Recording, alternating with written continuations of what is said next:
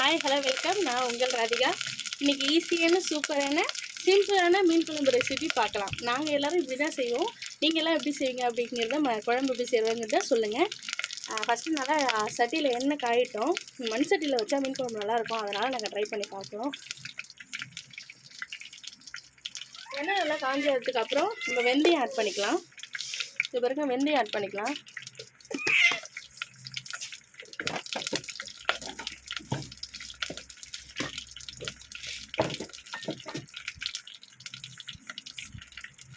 வெந்தயம் நல்லா வதங்கி வரட்டும். நல்லா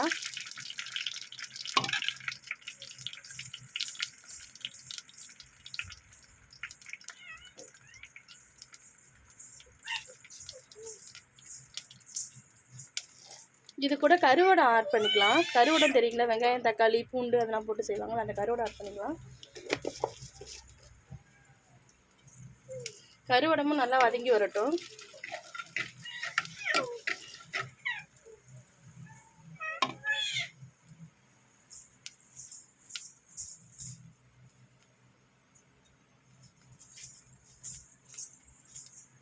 கருவடை வதங்கி வந்தோடனே நம்ம இது கூட வெட்டி வச்சுருக்க வெங்காயத்தை ஆட் பண்ணிக்கலாம். வெங்காயம் சேர்த்துக்கலாம்.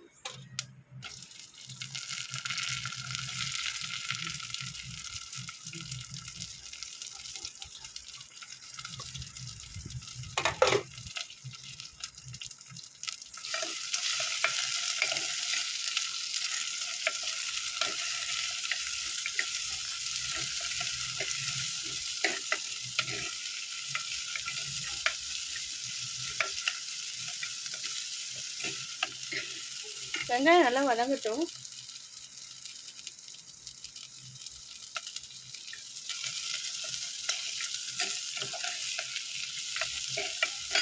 வெங்காயம் எப்போதும் ஈஸியாக வதங்கிறதுக்கு நம்ம உப்பு சேர்க்கலாம். உப்பு சேர்த்தோம் அப்படின்னா வெங்காயம் வந்து நல்லா வதங்கும். அதுமாதிரி தக்காளி வதங்கணும்னா மஞ்சள்தூள் ஆட் பண்ணிக்கலாம். கொஞ்சமாக நான் உப்பு சேர்த்துக்கிறேன், ஏன்னா குழம்புல வந்து நம்ம உப்பு சேர்த்துப்போம், அதனால் இதில் கொஞ்சமாக வதங்கிறதுக்கு மட்டும் நான் உப்பு சேர்த்துக்கிறேன். வெங்காயம் வதங்கி வரட்டும். இதில் வந்து கருவேப்பிலை சில பேர் போடுவாங்க, பச்சை மிளகாய் போடுவாங்க. நாங்கள் வந்து காரம் அதிகமாக சாப்பிட மாட்டோம், அதனால சொல்லிட்டு நாங்கள் கருவேப்பிலையை அந்த பச்சை மிளகாயெல்லாம் அவாய்ட் பண்ணிக்கிறோம். தேவைங்கிறது ஆப்ஷனல் தான். இது சில பேர் அதிகமாக பச்சை மிளகாய் யூஸ் பண்ணுவாங்க, கருவேப்பிலை யூஸ் பண்ணுவாங்க. வெங்காயம் இப்போ நல்லா வதங்கி வரட்டும்.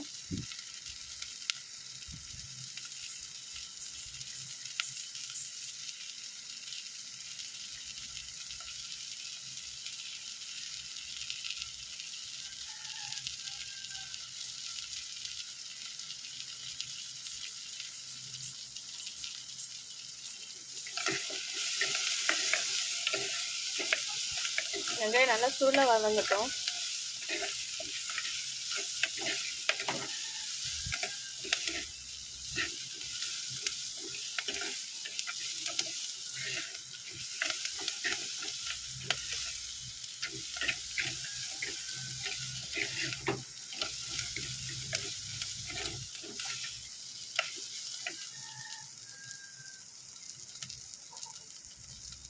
இது கூட கட் பண்ணி வச்சுருக்க தக்காளி ஆட் பண்ணிக்கலாம். ரெண்டும் சேர்ந்து நல்லா வதங்கட்டும். இதில் ஒன்றும் சேர்க்கல, வெந்தயம் சேர்த்துருக்கோம், கருவேப்பிலை சேர்த்துருக்கோம், வெங்காயம் தக்காளி சேர்த்து நல்லா வதக்க போகிறோம். கொஞ்சமாக உப்பு சேர்த்துருக்கோம் வெங்காயம் வதங்கி வர்றதுக்காக.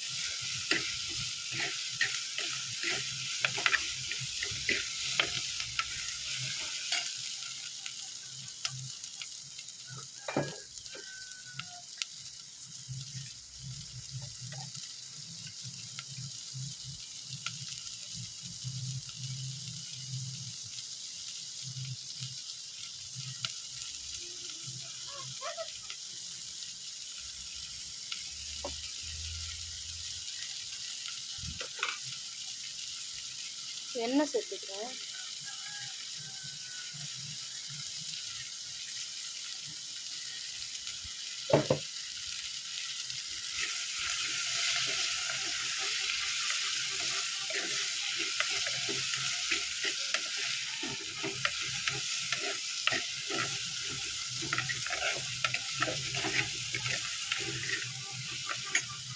நான் வந்து காணாங்கத்தி மீன் தான் நாங்கள் வாங்கியிருக்கோம். சின்ன சின்ன மீன் தான் வாங்கியிருக்கோம் குழம்பு வைக்கிறதுக்காக.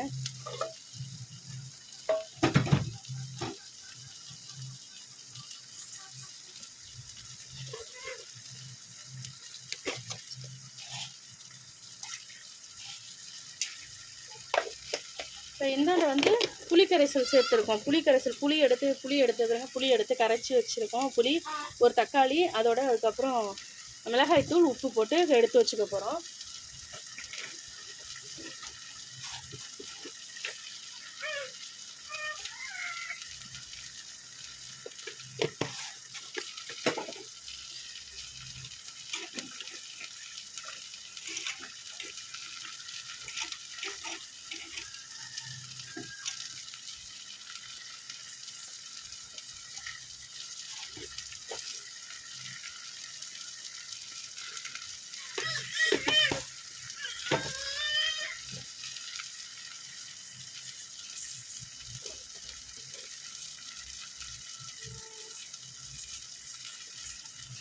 வெங்காயம் தக்காளி நல்லா வதங்கட்டும்.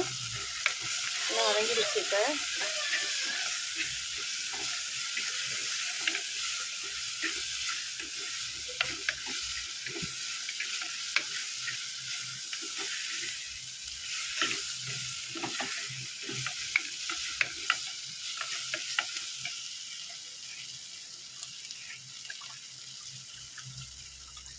இது கூட நம்ம குழம்புக்கு கரைச்சி வச்சுருக்க புளி கரைசல், மிளகாய்த்தூள், உப்புலாம் போட்டு எடுத்து வச்சுருக்கோம்ல, அதை ஆட் பண்ணிக்கலாம்.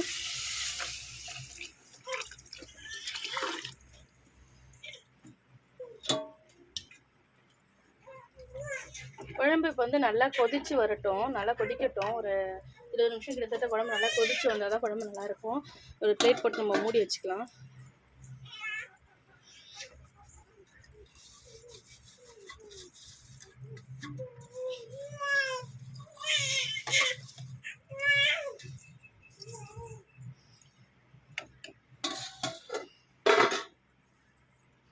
குழம்பு ஒரு 20 நிமிஷம் கிட்டத்தட்ட நல்லா கொதித்து வந்ததுக்கப்புறம் பார்க்கலாம்.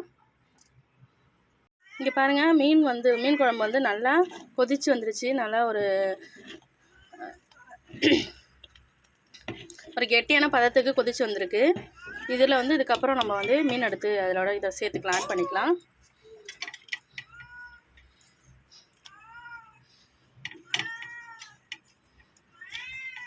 இந்த குட்டி குட்டி கனங்கழுத்தி மீன் தான் நம்ம இன்றைக்கி குழம்பு வைக்கிறது.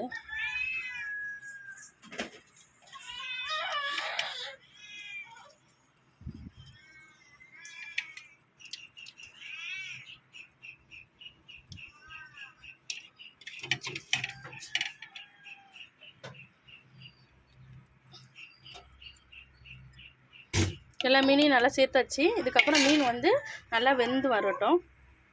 இந்த பக்கம் வந்து ஃபிஷ் ஃப்ரை ரெடி ஆகிட்டு இருக்கு. பாருங்கள், அதிகமாக போடல, ஒரு 5 பீஸ் மட்டும்.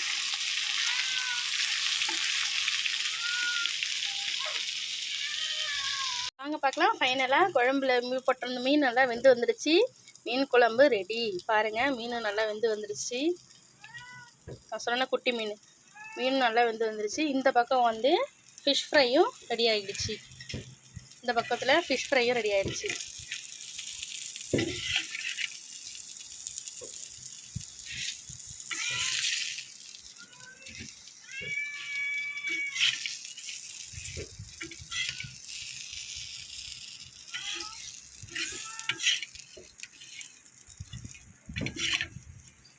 இந்த லாஸ்ட் மீனை எடுக்க முடியல.